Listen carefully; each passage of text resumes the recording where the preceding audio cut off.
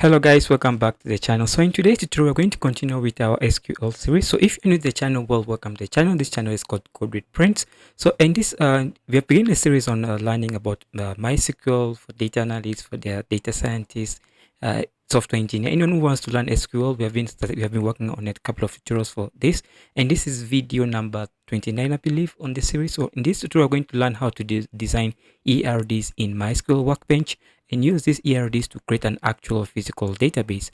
So let's get started with it. So if you're new to the channel, please kindly consider subscribing, liking this video, and sharing this to connect with anyone who you think might find it helpful. Okay, so this will be ended off last time when we discussed the different databases. We talk about JSON data types and other stuff like that. So now let's continue with where we left off. So I'm going to go ahead and show you how to create an ERD. So in the other tutorials, we learned how to create an ERD using what we created an ERD using draw.io, right? So in this tutorial, we're going to do the same thing, but now we're going to be doing it in MySQL Workbench. And then from after creating the ERD, you're going to convert the ERD to actual database, okay, a physical database.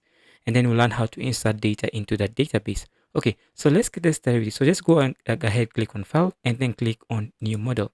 So once you do that, it's going to open up this. So click on Add New Diagram. Okay, so this is going to be our ERD diagram. So double click that, and this is going to open up this page right here. Okay, so I can just say ERD schema, and I can give this schema a name. So by default, it's called my database. So we're going to call this one let's call it classical underscore models underscore let's say test. Okay, test db. Okay, just something random. Okay, so once I'm going to go ahead and say once I have that done, so I'm going to go click ahead and say rename, and that should be done with the renaming of our database. So once we have that done, we're just going to go ahead and close this for now. You're going to go into tables. You're going to go ahead and insert a couple of tables. So the first table I want us to insert in here is going to be the office table. So I'm going to go ahead and click on this right here table. Click on this icon, click on that, and then double click here. So that's going to go ahead and create a table for us. So just double click on that and then go ahead and change the name of the table. And you're going to call offices. Okay, so I'm going to call offices and press enter. So in here, I'm going to go ahead and add in a couple of columns. So you can go ahead and click on columns, and you can go ahead and actually insert columns right here. So you can just double click on this side right here on the table on the column section. So let me just see right here. These are the different, we have the columns, we have the indexes, the foreign keys, the triggers, partitions, options inserted. So you can just go ahead and play around with this to see what options you have. So we're going to go ahead and insert something right here. So we're going to just click on this right here, and that's going to go ahead and create, you can type in the name of the column that you want. So the column that I want is first office code. So we're going to call this, is going to be office code, and it's going to be the primary key. It's going to be of type, let's go ahead and change the type. The type is going to be a variable character of 10. So variable character, and you're going to talk about, we're going to say 10. You've already discussed this in the other videos on how to create what's a variable character, what does it mean putting 10 in here. So I'm not going to discuss all of this. So if you want to check those videos, you can go ahead and check those videos. Okay, so as you can see on the side right here, we have a primary key, pk, we have nn, we have qn, we have bin, we have un, not United Nations. Okay, we have zf, we have ai, really not ai, like it's auto increment, and we discuss all of those. And you also have g for generated columns. Okay, so pk stands for primary key, nn stands for not null, q stands for unique, and then bn stands for binary, unsigned un, and then we have zero fill, and then we also have ai, which is auto increment, and then we also have generated columns. Okay, so this is going to be our primary key. This is going to be our primary key. In this case, it's going to be our primary key, and it's going to be not null. Like primary keys are not null, and we discussed all that in the previous tutorial. So let's go ahead and also I told you have different types of primary keys, right? So let's take a look at those types of primary keys. So we have a primary key as a unique attribute. An attribute that is used to uniquely identify each row or record within our table. So they're different. We can have a primary key that is formed by two different columns. So you can have two different columns combining to form primary key. Let's say a person, you have a database of students, right? And a student has two names, right? First name and last name, or first name and surname, right? So you can combine the first name and surname together to form what we call a primary key, because the first name of the student and the surname of the student uniquely identifies that student, right? So That's it. And when you combine two keys or two fields or two attributes to form a primary key, it's what we call a composite primary key. We also have something called a surrogate key. So what's a surrogate key? A surrogate key is just system generated values that are uniquely used to identify each record. Basically, they're just primary keys, but they are system generated. They do not have any business meaning to them in our database, but they are generated by the system. So for example, if I go back in here and I go into my, and if you look here, you see clearly we have our ID, right? This ID is 123, and this ID is auto generated. So this ID is auto generated ID. Okay, is auto generated. So this auto generated ID auto-generated ID has no business meaning. We just have one. It has no relation with the quad value we're trying to store. It has no relation with the car Tesla. ID2 has no relation with the car Toyota Vitz. Okay, so that's just an surrogate primary key. It's a primary key, but auto-generated by the system. Okay, and also we have something also called natural key. So natural key is another primary key, it's not generated by the system. It's inserted into the database by us personally, those guys who are developing the database or inserting data into the database. And this has a business meaning. For example, a user has let's say an employee, right? Has an employee ID. That employee ID has a business meaning to the business owner. So if you say employee with ID 0001, that has a meaning, right? We know who to which employee the ID 0001 is attached to. So it has a business meaning. So that's the difference between a natural key and a surrogate key. So a question might come when designing a database between a natural key, a natural primary key, or a natural surrogate key, sorry, a surrogate primary key. Which one would you use when designing a database warehouse? Now the answer here uh, is like you're supposed to use both for them. You're supposed to you can use both for both natural keys and surrogate keys for your different tables. In this case, some cases you might want to use yeah, in the best case scenario, just use both surrogate keys and natural keys because you want your data to be independent of the database, right? So we have a warehouse, and your warehouse you want to have like auto generated keys that are different from data coming from the actual database, like a live database. In case any update is made on the live database, it doesn't affect your warehouse, right? Because you are generating your own set of primary keys. So that's you can think of using a surrogate key. So yeah, that's it for that. So let's go back and continue with where we left off. So you have inserted the office code. So I'm also going to insert the city, and the city is going to be Verka, and we can say this, we can leave it to be 45, or let's say 50. Okay, so 50. And then we can also have another one, and this is going to be called phone, right? The phone of the individual. And the phone of the individual can be a Verka. Again, we can just leave it to be 45 if you want to. Let me just move this up so you guys can see this clearly. So we have one, and you can also have the address of that specific employee, right? So we also have the address of that employee. So this is going to be the phone, and then the address line one. So address line one. So address line one, and it's going to be of type Verka. And yeah, so it's not yeah, basically that's going to be it. And all this I forgot: city cannot be null, phone number cannot be null, and also address cannot be null. Address one cannot also be null. So you can see we have all those specified right there. So after address one, we also have address two. So let's go ahead and add in there. So this is going to be it's going to be address line 2, right? Address line 2 is going to be delivered to be 45, and it's not going to be now. Okay, good. So that's address 2. You can also have another one, which is this one is going to be called the state of that office, right? And you can that's going to be Varka, and it's also not going to be now. The state must be specified. And then we can also go ahead and have a country, right? The country of where that office is located is also going to be Varka. It can be 45. It doesn't matter. So it's going to make it sure that it's also not null. And for address and state, I think state, just basing on the actual database that we have, state can be null. Okay, because some instances state is null. So state can be null. Let's see what else can be null. Can the addresses be null? Address 1 and address 2. Can it be null? Let me just check that and let's see. So the address says the address values. Yeah, so for the address values, address 1, address 2 can be null, but address 1 must be provided, right? So that's basically it. So address 2 can be null, also state can be null. Okay, so once we have that done, by default we can also give it a default value right here. So we can also give it a default, and by default we can just say null, passing null right here. And also this by default is going to be null, because if nothing is provided, because we have the option of it being not null, right? It can be null because it's not, we didn't say that it has to be provided. So it can be null. In case if it's null, we're just going to have a default value of null. So that's basically it. So once we have that, we have that for the address one. So address one must be provided. So my bad. So tick that. Address two is not compulsory provided, and address three, for the state, sorry, state can also be null. Okay, so we have an optional value in case it's null. Then you're going to put in the fill in the null value.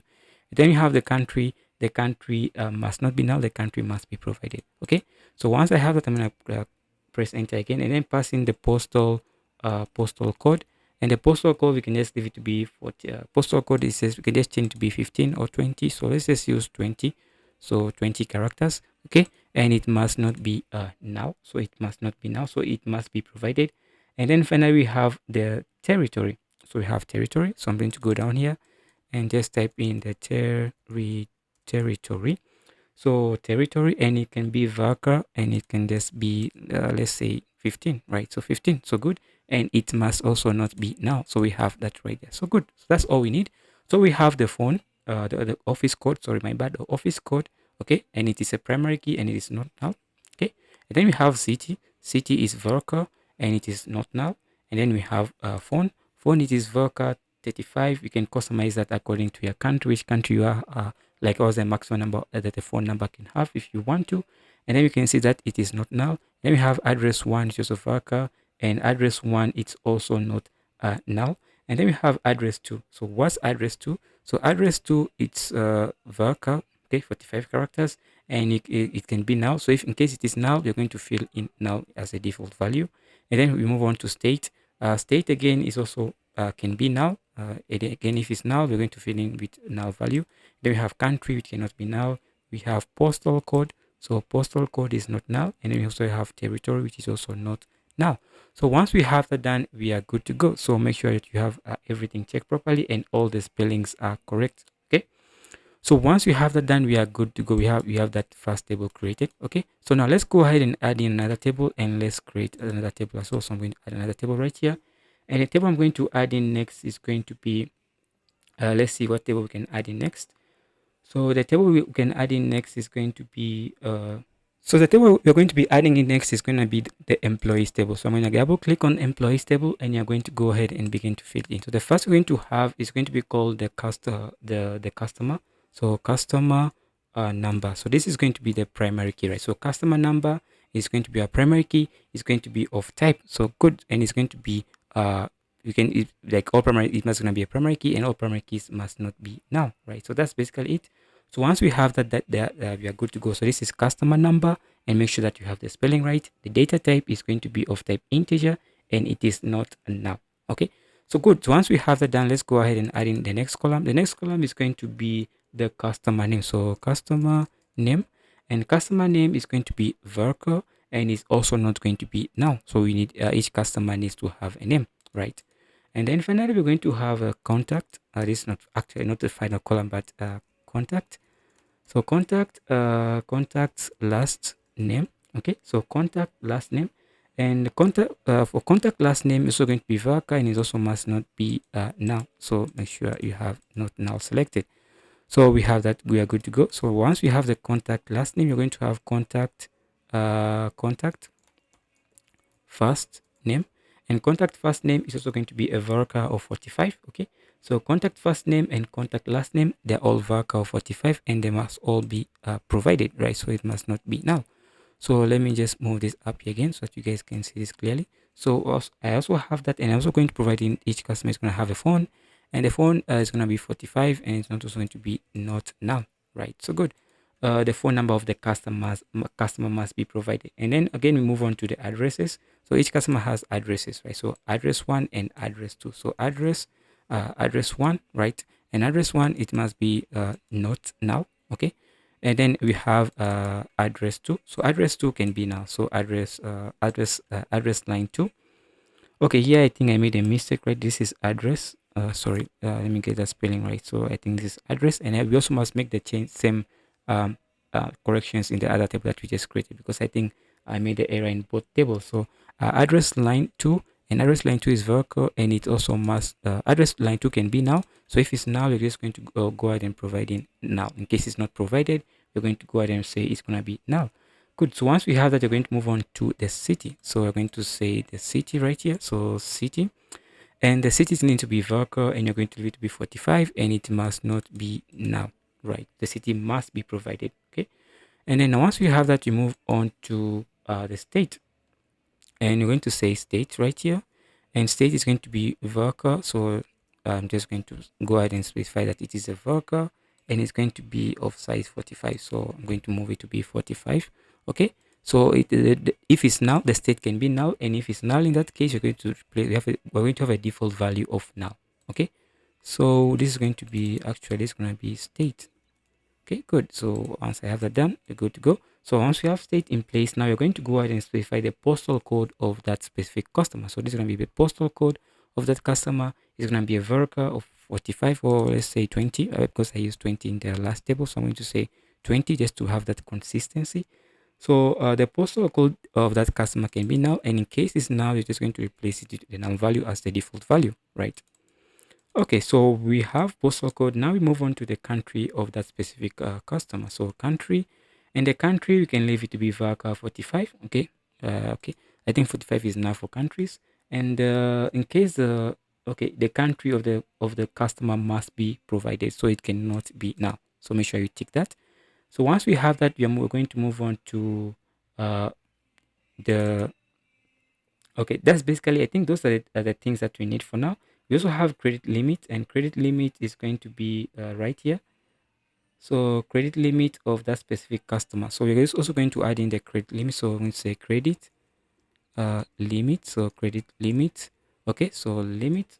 So credit limit, and once I have credit limit, let me check the spelling, make sure that is right. So credit limit is typed in properly. The credit limit is going to be not credit limit is going to be, can be now, like a customer cannot have credit limit. So if the credit limit is not provided, you're just going to leave it to be now, and the credit limit is going to be decimal. So we're going to go ahead and specify decimal.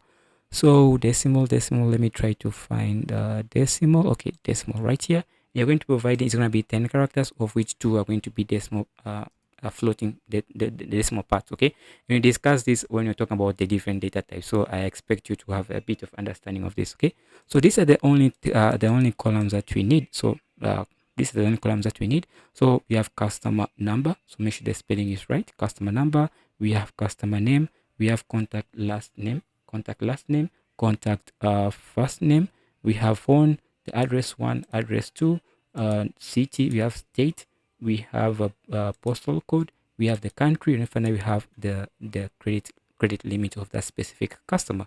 So those are the only columns that we need for this table. And this table, we're going to go ahead and call it, we're going to change the name, and you're going to go ahead and call. So you're going to go ahead and, well, previously here, just click on the table part, and you're going to go in here, and you're going to change this to be customer. So customer, customers. Okay, so customers, and then simply press enter. So that's all I want. So we're good to go. So you can see we have the customer table right here. We have the office table right here. So this is just like the ERDs that we created in the last tutorial, right? So once we have those created, we are good to go. So once I have that in place, what else do we need? So we can also go ahead and create another table, and this table is going to be called, let's go ahead and create the table for the employee. Okay, so let's go ahead. I click on the table, insert table, and then click right here. And you're going to go ahead, you're going to call this one employees, just like that, employees, and press go into the columns table, the columns part, and in the columns you're going to go ahead and insert a couple of columns. So the first one is going to be called the employee number. So the first one is going to be called employee number, and it's going to be of type int, and it's going to be our primary key. So if you want to tick primary key, also note null is tick, because primary keys cannot be null, and we explain all this in the last videos. So we're going to go ahead and each employee is going to have a last name, and last name can be last name cannot be null, it must be provided. So we're going to go ahead and click not null. Okay, so you might also have the option that each maybe the last name of each employee needs to be unique. You can do that, but in this database you're not going to go ahead and do that. Okay, So once we have that, we're going to go also create a first name.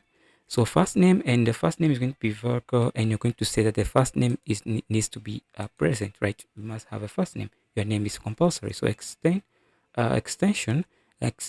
is going to be, you're going to have it to be Virgo, and we can change this to be 15. So 15 characters. Okay, so 15 characters, and you can say it is not null. So good. So once we have that done, we're going to go ahead and provide in now the email of that employee. So the email we can leave it to be Varka of emails can actually be long, so we can leave it to be change it to be Varka of 100 characters, and it must not be null. So each employee must have an email. And then you're going to go ahead and specify the job title of that employee. So job title, and job title is going to be Varka. We can leave that to be 45, and the job title of the employee must not be null. Okay. So yeah, that's basically it for that table. Okay, so that's basically it for that specific table, and we'll go ahead and add in the foreign keys and other things.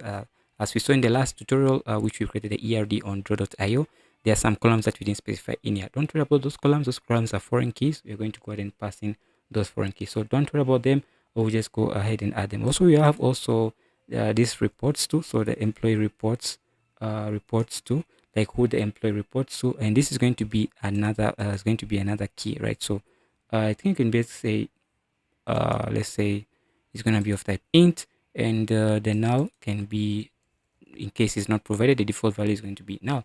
Okay, so that's basically what we have right here. So once we have this done, we are good to go, and we can just move on from there. So that's all the table columns that we need. We have the customer name, the employee name. We have the first name, the last name. We have the first name. We have the extension. We have the email of the employee, the job title, and who he or she reports to. And this is going to be a key as well. So we'll specify that key, and it can be null. Okay, because the employee, it's not a must that each employee reports to everyone. Like the CEO, we assume does not report to anyone within the organization, maybe the board of directors or shareholders or something like that. Okay, so that's basically what. Once we have that done, I can just go ahead and close it. So we have the employee table right here. Good. So what's next, and what table are we going to create next? So let's go ahead and create the product line table. So product line table, let's go ahead and add that table in there. Okay, so again, the procedure is the same. Drag and drop a table right here. Okay, then select table and then bring it right here. So double click on it, and then finally let me just make this bigger so that you guys all can see. So we're going to give it a name, and you're going to call this one, we're going to call this table product line. Okay, so product lines, just like that. So product lines table. Okay, so once we have this table done, we're going to go ahead and add in the different columns that we want to. So the first one is going to be the product line. So product line. Okay, so product line, just like that. So the naming convention is a bit tricky. So I'm trying to follow the naming convention of the original database, okay, so that we don't have any confusion. So we have the products line. So these are product lines, okay, so product line. So, and then if you move into the columns, we are using a bit of, let me just say product lines, just like that. So the product lines is a bit camel casing, right? Where camel casing is whereby every word, the first word, the first letter of the first word is lowercase, but the first letter of every other word after the first word is going to be uppercase. So we call it camel casing. Like you can think of the camel the way it has a bump on its top, right? Something like that. So once we have that, this is going to be a primary key of our table. So we have the product lines as our product line and not lines. Okay, so let me just go ahead and change that to be product line as our primary key. And then you're going to go ahead and have text description, and it's going to be Verka, and text description can be really wrong, so we can give it to be let's say 2000. Yeah, text description can be 2000, just like that. So again, I'm going to go right here. I think I made a mistake. This is going to be Verka, and you're going to have it to be 50. So each product line, let's say we want it to be 100. Okay, because these are actual names, right? So product lines like the classic models and all that. So we look at all that in the previous tutorials. Okay, so I'm not going to go in depth about that. So the product description can be now. It's not a must that is provided, and if it's not provided, you can have a default value of now. Okay, so we move on to the HTML description, and this is going to be a Verka, and you're going to make it to be text medium, because HTML, if you know HTML documents, they can be really wrong. Okay, so I'm going to say text medium and just that. So good. So once we have that done, you can, in case it's not provided, you're going to have the default value of now. Okay, so let's move on, add another column. So another next one I'm going to go ahead and add in here is called the image. Okay, so the image is going to be a text blob, and we talk about blob being sorry, not text blob, medium blob. So we're going to we talk about medium blob, binary or something binary object, right? So the binary object, okay, binary long object or something like that. So I forgot the abbreviation for that, but it's something to store binary stuff. So an image is going to be binary, right? So that's why we're going to use medium blob. Okay, so because I don't think you're going to store any huge image in there, so we're going to use medium blob, which should be enough for most images out there. So that's basically it. We have product line. So watch out for the spelling. So product line, we have the text description, we have the HTML description, and then we have the image, which is going to be text blob. Okay, a medium blob. So once we have all that in place, we are good to go. And make sure that your table is also called product lines with this specific name right here. Okay, good. So we have that done. So once we have that done, what table are we going to create next? So let's move on to see what table we're going to create. And you're going to create a table called the order details table. Okay, so I'm just trying to create this in order. Okay, so I'm going to go ahead and click on this table option and then drag it right here. So we have the table right there. Okay, so this table we're going to go ahead and edit it. So I'm going to go ahead and move this up here. So this table is going to be called the order details table. Okay, so in the order details table, you're going to have like the order number, the product code, and all that. So let's go ahead and specify all that in here. So the first thing I'm going to go ahead and do is specify the order number. Oh, sorry, this is gonna be the product. Sorry, this is gonna actually order details and not product detail. Order details, just like that. So it's called order details. So make sure you get the spelling right. So the name of the table, is called order details. So once we have that done, we're going to go into the columns and then specify the first column, which is going to be called the order number. So order number, and order number is going to be of type integer, and it's going to be our primary key. Good. So once we have that, you're also going to have another key right called product. Product. So let me get the product code. Okay, so product code. So make sure I get the spelling there right. So product code, and product code is going to be a varchar, and you can just leave it to be around 20. So varchar of 20. Okay, so product code, and then finally this is going to also going to be a primary key, and all primary keys are in null. Okay, so we have that there, and now we're going to go ahead and specify the quantity. Let me just say quantity ordered. So can you using Campbell casing right here? So the quantity ordered is going to be an integer, right? So this is going to be a number, an integer, and it must be provided. Like you can't make an order without specifying the quantity of an order, right? So we also have the price each at which we sold that order for, and this is going to be decimal. Okay, again we talk about financial information, so mostly using decimal. So we're going to have 10 digits, of which 2 are going to be decimal places. Okay, and it must be provided, right? Okay, so once we have that, we also have the order line number. So order line number is going to be a small int. So make sure I have, let me just type in small int, just like that, and you're going to have small int there, and it must be also provided. So that's all the things that we want. So we have the order number, okay, and it's going to be int. We have the product code, and the product code is variable character. And when you have the quantity, okay, so quantity ordered, and the quantity ordered is going to be also integer. We have price each, which is going to be of decimal because it's going to be monetary value, so decimal. And then finally we have the order line number, on which order line the order was placed, and it's going to be actually this is going to be a small int. Why did you get rid of the small int there?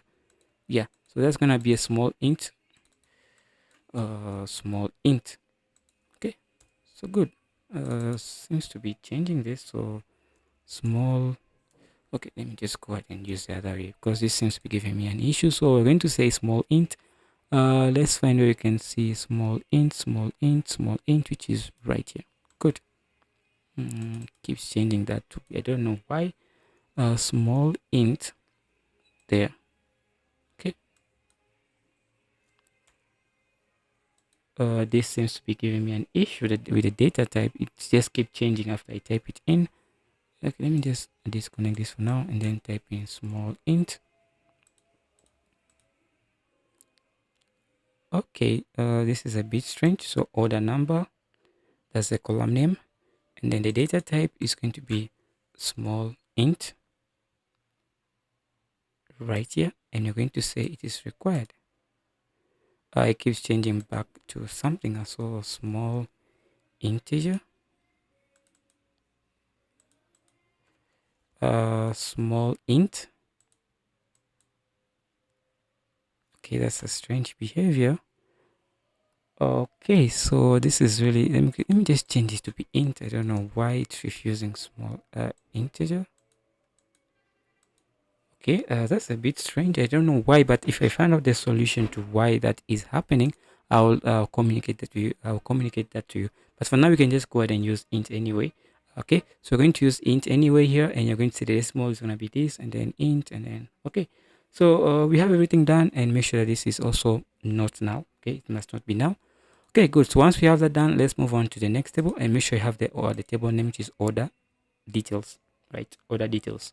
Okay, so we close that and we have the order details right here. So what's the next table that you're going to go ahead and create?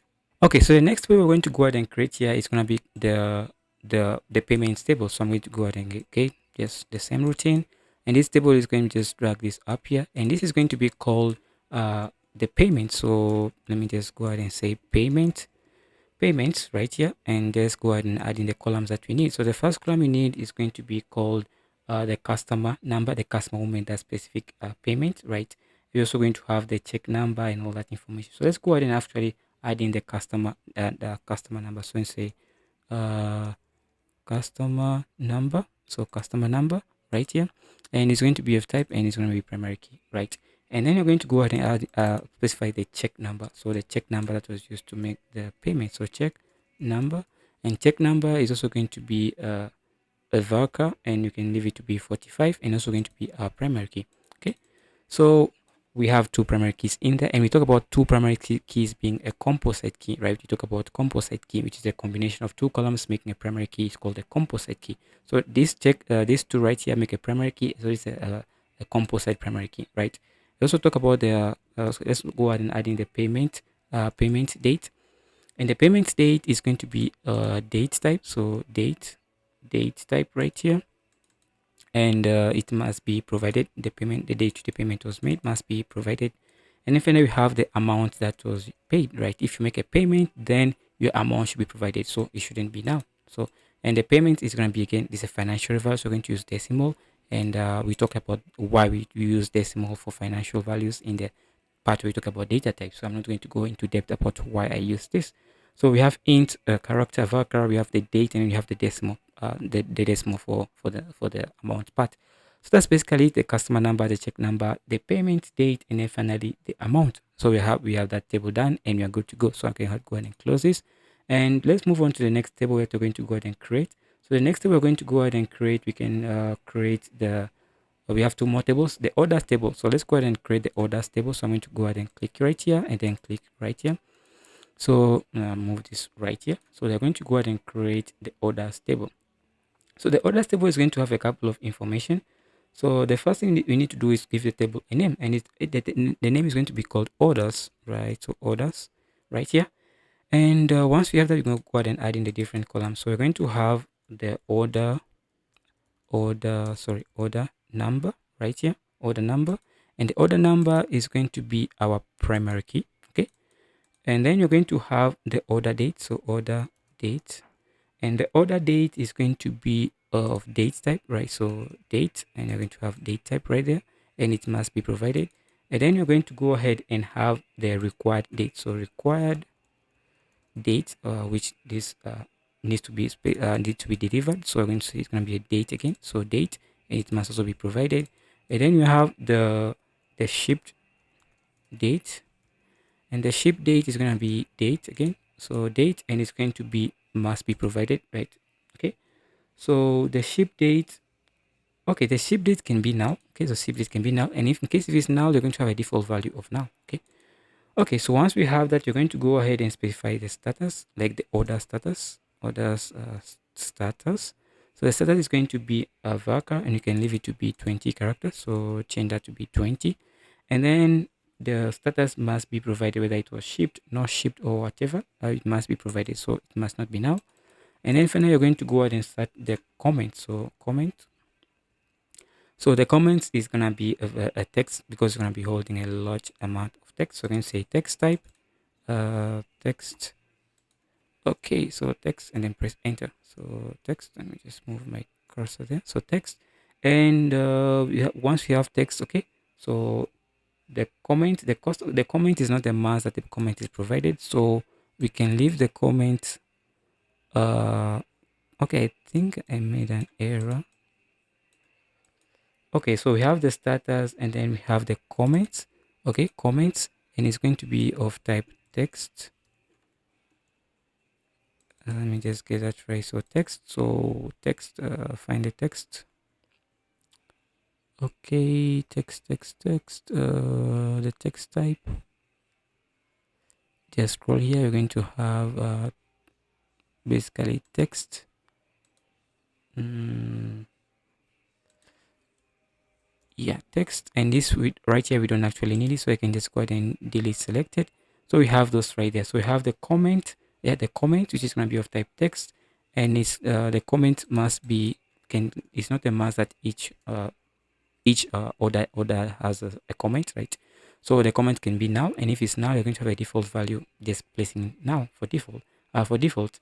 So that's basically it. So we have, let's just go over it again. We have the order number, which is going to be of type int for the data type. We have the order date, which is a date type. We have the required date, which is date type again. We have the shipped date, which is date type again. And then we have the order status, whether it's shipped or not, which is the character. And then finally we have the comment, and the comment is gonna be of type text, okay, and it can be now, okay. So good. So once we have that done, you can just click enter. And I think there was a table we had an issue. There was a table with which we had an issue. I think it was the order number table. If I go right here, sorry, order number, and let's move this up here. This right here we can have a small int without the parent. Small int. Let me say small int, okay, and just delete that. So small int, so we just have small int like that, and that works. So we just have to remove the parentheses, okay. So once I have that done, we are good to go. So what's the next table on our list? The next table is going to be our last table we're going to create, and this table is going to be the product table. So again, go here, double click right here, double click this, and let me drag this up here so that you guys can see. And this is going to be called the product. So product. Okay, so product table, and then you're going to go ahead and have a couple of columns. So the first column is going to be the product code, and the product code is going to be a varchar. Okay, so it's going to be a varchar. Let me change this to be variable length character. You're going to have a varchar of 15. So varchar, and you can make the varchar to be 15 characters long. Okay, and once you also have varchar, what other columns we also need for this table? We also need columns like the product name and other stuff like that. So varchar, and you can say, let's say 20 characters, okay? And it's going to be our primary key, okay? So we have the product code, and then finally we also have the product name for that order, for that specific product, and it can be varchar, and you can leave it to be let's make this to be 100. Okay, so make this to be 100 characters. Good. So once we have that done, you can just go ahead and say this must be provided. Okay, so it cannot be now, not now. And then finally we have the product scale. So product, let me get the spelling right. So product scale. Okay, so product scale, and it's going to be product scale is going to be variable length character, and we can just leave it to be 20. So 20 characters, so 20 right there, and it also must be provided. So it must be provided. Good. So also have the product vendor. So we go ahead and add it right here. So product vendor, and the product vendor is just going to be a variable character. You can leave it to be this, and you can leave it to be, yeah, it must not be null as well. Each product must have a vendor. We also have the product description, and this is going to be of type text. So a product description, and product description is going to be of type text. So I just go ahead and say text. Let me just type in here text. Okay, make sure you remove the parentheses. So text, and it's going to be of type not null. Yeah, so it must not be null. So each product must have a description. Okay. Okay, so once we have that, you're also going to go ahead and have quantity in stock. So quantity, not quantity ordered, quantity in stock, right? Quantity in stock. And this is going to be a small int. So we're going to say small int, just like that. So let me just use uppercase here, small int without the parenthesis. Okay. Quantity in stock is going to be small integer int, just like that, and you can just delete those parentheses off, and it must be provided. Like, we need to know what quantities in stock. And then finally we have this one right here, and this is going to be the buy price of each of those specific products we have in stock. So it's going to be buy, so it's going to be lowercase of buy price. So buy price, and we're going to have decimal because it's going to be financial value, so monetary value. So we're going to have 10 characters, of which 2 are going to be decimal places, and it must be provided. Okay, so that's buy price. And then finally we have the MSRP, manufacturer suggested retail price. Okay, and we discussed all these terminologies in the previous video. So it's going to be decimal type, and again you're going to have 10, and of which 2 are going to be decimal places. Okay, it also must be provided. So that's basically it for this table as well.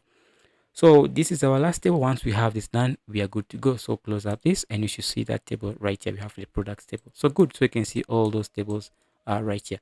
So once we have this ERD created and all these tables created, you can notice that these tables are not connected. So in our ERDs that we created on draw.io, all these tables were created, but in here they weren't created, right? So to create this table, we need to talk about the concept of primary keys. Now we need to talk about the concept of foreign keys in order to be able to connect these tables in an appropriate way. So we talked about, we went briefly over foreign keys in the last tutorial, but foreign key is just an attribute or field in one table that refers to a primary key in another table. They are also part of they are always part of the child table in a relationship. So in a relation, so the foreign keys are always in the child table and not in the parent table. Okay, so we talk about child table and parent table. Okay. Okay. So foreign keys can be of two different types. We have identifying and non-identifying relationships. So these are things you need to keep in mind when talking about foreign keys: identifying relationships and non-identifying relationship. And you might be wondering, okay, what are all these concepts? And these concepts are very important that you understand, because if you come in here and just hover on this, you can see it says that non-identifying relationship. And if I go in here, this should be an identifying relationship. So when you're creating your models, you need to know the difference between the two, because we talk about this. These are just cardinalities that we use in the ERDs on draw.io, right? When you're creating the ERDs on draw.io. So these are the same cardinalities that we have in here, but now they are identifying relationship. You have to keep in mind identifying relationships and non-identifying relationships. Okay. Okay, so once we have this done, let's talk about what's an identifying relationship. An identifying relationship in a relationship between two tables in which an instance of a child entity is identified through its association with the parent entity, which means that the child entity is dependent on the parent entity for its identity and cannot exist without it. So the parents, it's just like you and your parents, right? You get some of your identity from your parents in a society. If you're in a society, right, some people might use your parent identity to relate to you, right? Because like you have your surname or your last name which you got from your parents, so that's an identity that you're getting from your parents, right? So you can't really have that existence without your parents, so that's an identifying relationship. So it's used when the attributes involved in a relationship is part of the primary key of the table entity. Okay. So when you have a foreign key that is part of the that is part of the primary keys in one entity, then you have to use an identifying relationship. Okay, and we'll explain all that in a second, so don't worry about them. Okay. So a non-identifying relationship, I got this again from this website. Okay, so I have the links right here. So this website is called let me just it's called erwin.com. So you can go to erwin.com and thank erwin.com for this great definition on what is a non-identifying relationship. So a non-identifying relationship is a relationship between two entities in which an instance of the child entity is not identified through its association with the parent entity, which means the child entity is not dependent on the parent entity for its own identity and can exist without the identity of the parent. So that's a a non-identifying relationship, right? So let's say that one day you woke up and you say, no, what, I don't want to identify with my parents anymore. I'm just going to go ahead, get rid of my surname and then pick up my own last name. Then you have no identity, no relation with your parents, right? So that can be a non-identifying relationship. So a use when an attribute involved in a relationship is not part of the primary key of the table in which it belongs to. So that's whenever you're trying to create a relation between two tables, and the field that you're trying to use to create a relationship between the two tables, right? The the attributes in the child table that you're trying to use to create a relationship with the parents table is not a primary key of the child table. So if you're trying to create a relation between the parent table and a child table, but the field that you're trying to use to create a relationship in the child table is not an primary key, it's not the primary key of that child table. In that case we have what we call non-identifying relationship. Okay, so once we have covered all these terminologies, let's go ahead and try to apply these concepts to our design. Okay. Okay, so the first thing I want to go ahead and do is create a relation between the the offices and the employees. Okay, so the offices and the employees. So an employee can have one and only one office, but one office can have many or one employee. So let's go ahead and try to create that relationship. And this is going to be a type of non-identifying relationship. Okay, so click on this, click on the child table, which is going to be called our employee table, and then click on the parent table, which is going to be our our offices table. So that's basically I've created a relation between the two, right? So now you can see now we have you have inserted a foreign key right here. So if you click on this, I'm going to go ahead and modify this a bit because I don't like the naming convention that is used. So I'm just going to click on this, go into columns. Now you'll see that you have a new column right here, which is in red, called offices, offices, office code. So what does this mean, and where is this naming convention coming from? So office, right? Offices is going to be the field. Let me just go down here. So offices is going to be the parents table, and then office code is going to be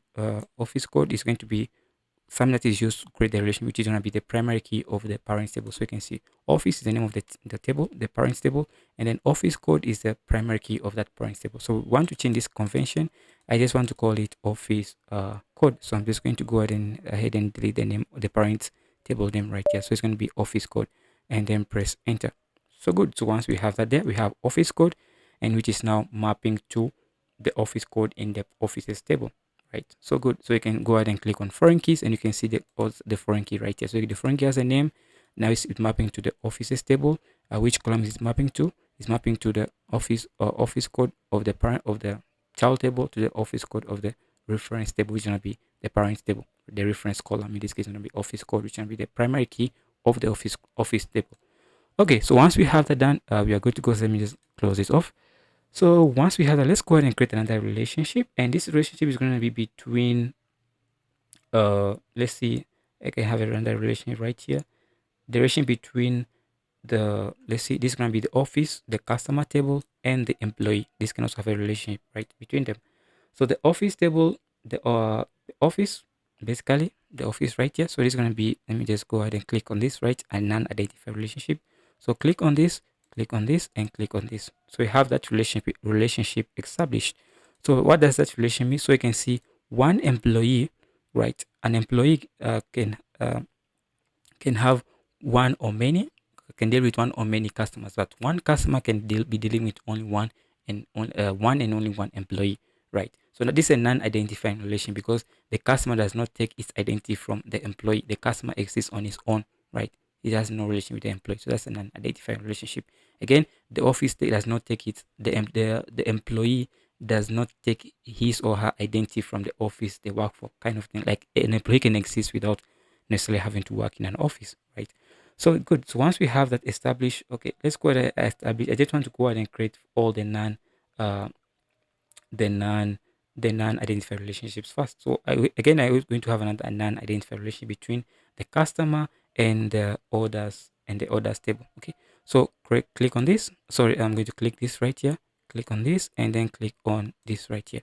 So it's also going to go ahead and create another relation between the employees table and finally the customer table, right? So that's basically it between the orders table and the the employee table. So this is a non-identifying relationship, right? So again, I explain what a non-identifying relationship is. So once I have that created, we are good to go. So yeah, I want to create first all the non-identified relationship, and a non-identified relationship can be between the product lines and the product. So the product lines and the product. So we're going to go ahead and establish that relationship. So click on this right here. Click on the child table is going to be the product, and then finally the parent table is going to be the product line, right? So the child table, the products table is a child of the product line table, because if you think of it, right? Okay, so that's basically it. So we have those non-identifying relationships established already, and we are good to go. So what's next? And I want to go ahead and now create a relation the between the employee right here, and in the last non-identified relation between the employee and the employee themselves. Because if you look at employees, we have reports to, right? An employee can report to another employee, right? So there's need to be a relation between a connection between the employees themselves. So this is an internal relation between the entity. Okay, so it has a special names to it. I just forgot the name of it. So if I remember the name, I will just mention it to you guys. Okay, so let's go ahead and establish that relationship. This is going to be a non-identifying relationship as well. So I'm going to click on this, and click on this as well. So you can see we have that relationship established right there. So that relationship is a bit wrong. So let me just see right here between an employee number and an employee number. So that relationship is a bit wrong on that side. So let me just go ahead and click on this. I'm just going to go into foreign keys, and I'm going to go ahead and click on this. Okay, let's just customize it. Okay, so an employee, this is going to be an employee number. So let's try to find an employee number right here. If I can get the employee, okay, this is going to be classic. Okay, this is employee, okay, the table that I want, and it's referring to the employee number. Okay, so let me just go in here and change the naming a bit. So this is going to be let me see right here. So this is going to be reports to. Okay, so reports to. You're going to connect reports to. So I'm just going to the foreign key right here. Employee is going to be column. This one, and it's referring to the employee number. So I'm just going to go ahead and get rid of that. Okay, so this is what I want right here. Reports to is referring to the employee number. Okay. So that's all I want. So once I have this, I don't have any need for this anymore. So I can just go ahead and get rid of it. So I'm just going to say delete selected. Okay. Because if you look into the foreign keys, we have this foreign key right here where we have employees, right? Basically it's referring to employees table. So reports to is referring to the employee number of another employee. So once we have that, I'm going to go ahead and close off this. Okay.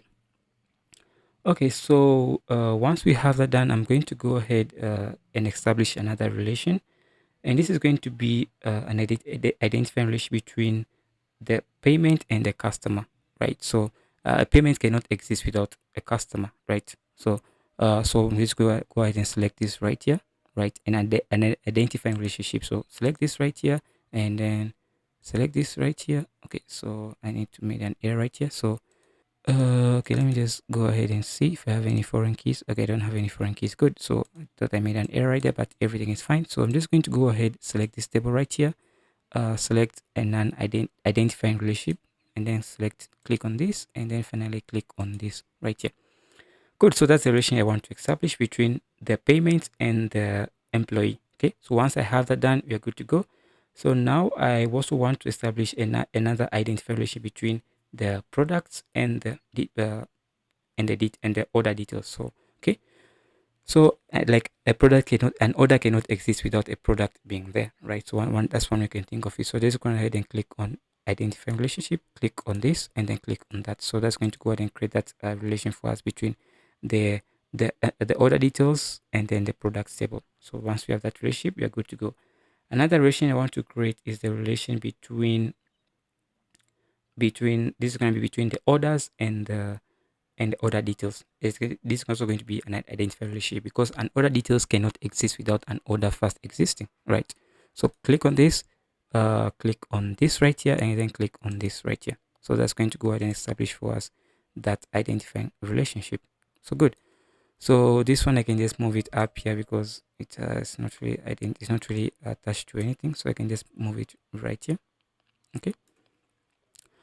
Okay, so now we have the relationships established. So we have the product that is has two relationships. The first one is a non-identified relationship with the product line. The second one is another relation we have is with the product with the order details, which is this one right here, order details. Okay, and then finally we have another those are for the product, and then for the order details we have two relations, actually, yeah, two relations right here. The first one is between, if let me see, the first one is between the order details and the product, right? The order details and the product.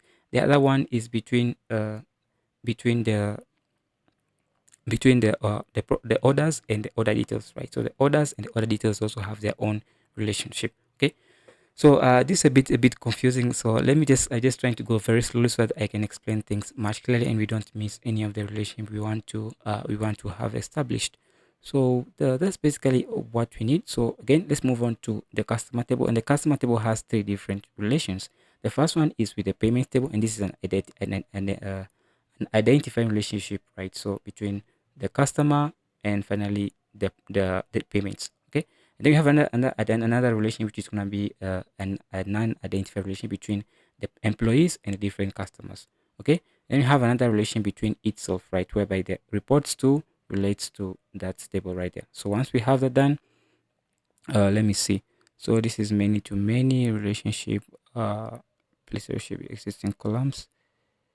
Uh, okay, so let me just see right here. We have another relationship right here, one to many, many to many, one to many, and then yeah. So that's basically it. Yeah, so that's basically it. So that's all what that we need for this. I think this relationship, one employee can report. Let me see, reports to.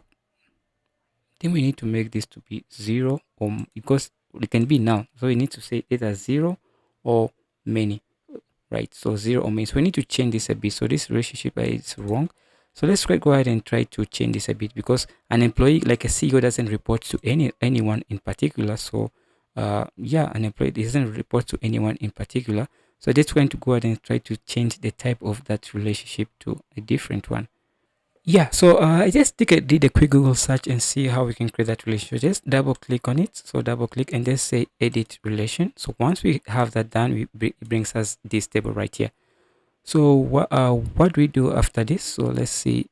You just click on a relationship right here, and then we're going to have one mandatory. These are the different options we have. Okay, so let's see what we have. So we want one to one. I don't want one to one to many. So one to many. Okay, and then say identifying relationship, and this is a non-identified relationship. So we just leave it like that.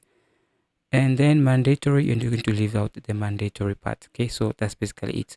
So one employee can report to many people or one. So that's basically what we want. So it's gonna be a one to many, like one employee can like a CEO, right, has many people reporting to him, right? But the CEO doesn't report to anyone, so it's not mandatory. So that's basically it. Once we have that done, we are good to go. So I'm just gonna go ahead and close that, and that's the relation that we want right here. So that's it. That's basically everything that we want to do in our entity relationship diagram. Okay. Okay, so we are good to go, and that's basically how to create the relationship. So now we have that done. We are good to go. So now we can just do forward engineering on this one and then push this forward. But for now, let's go ahead and try to save this. So let's see how we can save this. We can just say save model, and I just want to go ahead and save it on my desktop, and I'm just going to go ahead and call it.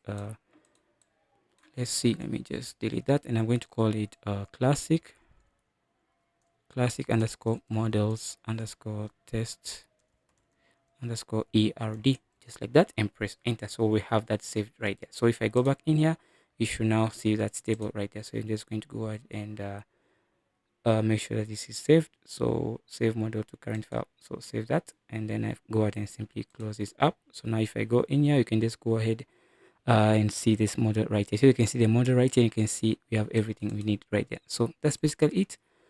So we are good to go. So that's basically it. We have the model right there. So now once we have this model, how do we convert this model into an actual database? Okay. So to convert the model into an actual database, I can just go into data and then you can select on forward engineer. So click on forward engineer, and now that should take forward in do enable us to convert our ERD diagram into an actual database. So go ahead and click on next, and then click on next, and then type in your password. So I'm going to go ahead and type in my password. So once I have my password done, I'm just going to go ahead and click OK, and then click on next.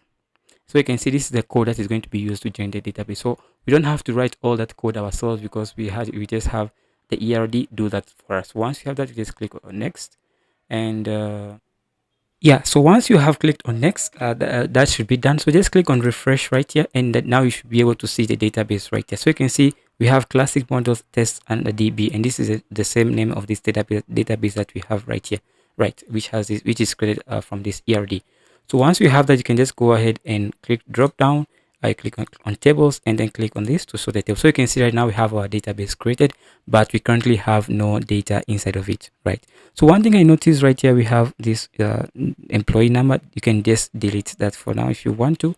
Yeah, so I think because if you go in here, if you go, that's what was customer. So if you click on this customer, the relationship right here, if you can click on this customer relationship, you can go into foreign keys, and then you can see right here the is different, right? So you can see this is different, so you can actually just change the name if you want, and that should be just the customer number. So just say customer number, and just say customer number, and just press enter.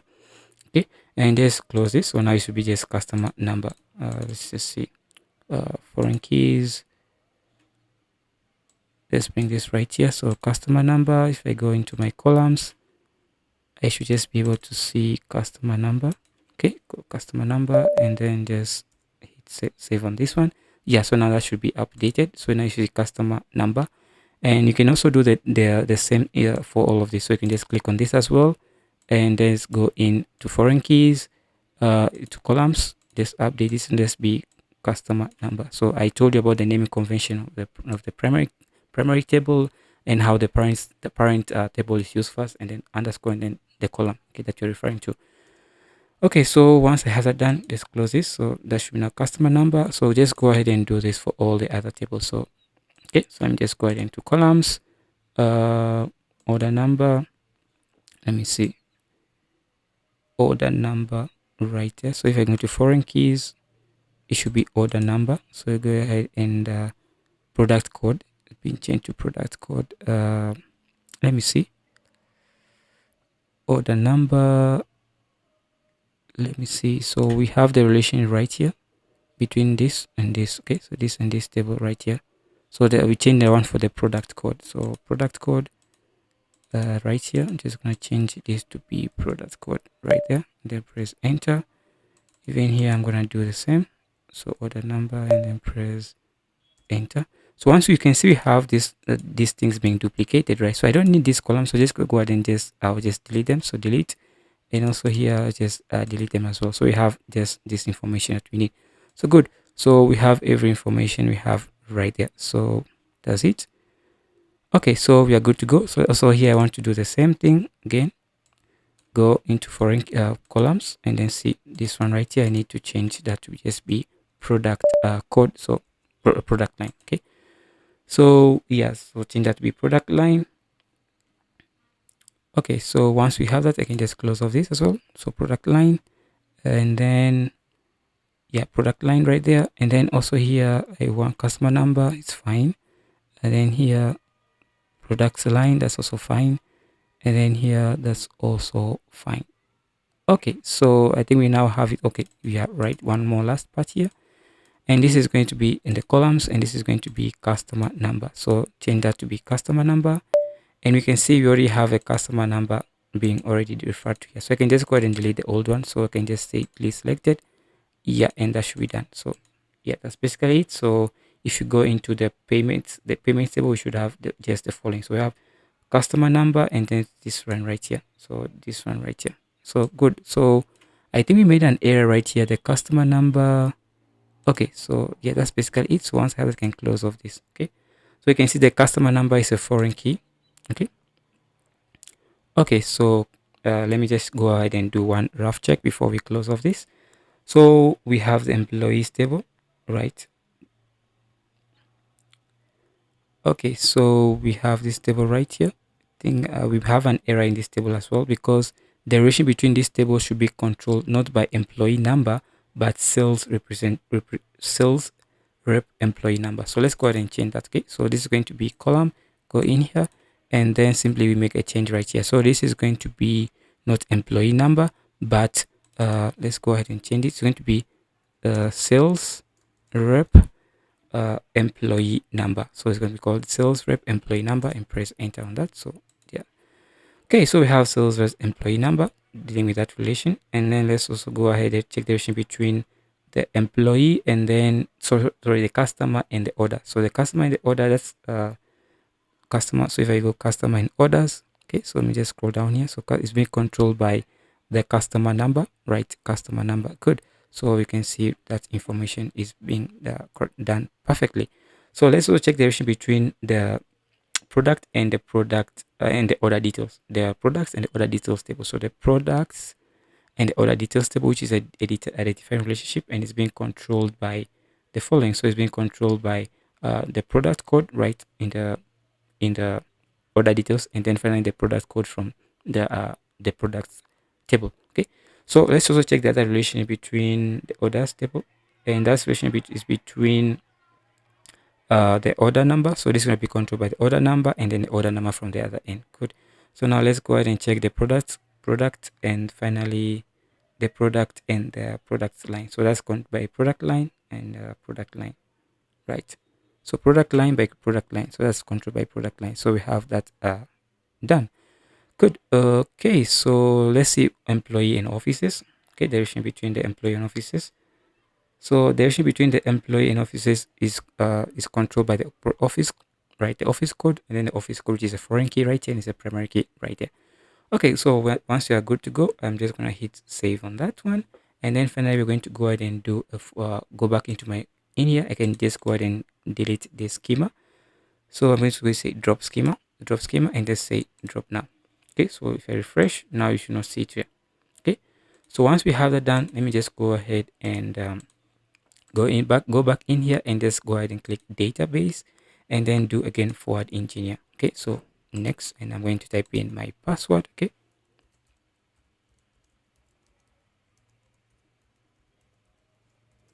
so once I have in my password in there, I'm going to go ahead and click on next, and you can see that now we have the whole code generated for us, right? So we don't have to do any work to get all this code. We just have to develop the ERD, and then from the ERD we get all this code. So I'm just going to click on next, and then finally go ahead and click on close. So if I go back to local instance, and currently you can see that the database right here. So just go ahead and do a refresh. Now you can see we have a new database popped up here, which is called Classic Models Test DB, which is the name of the database that we have right here. Okay, so once we have that done, you can just go ahead and click on it.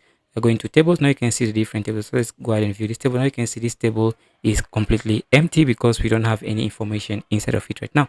But I'll show later on how to insert information into this using a CSV file. You're going to see that in the next video. So you guys, thank you for watching. If you enjoyed this tutorial, please make sure that you like, you share, you subscribe to the YouTube channel for more videos like this. Okay, so I'll see you in the next one, and keep safe.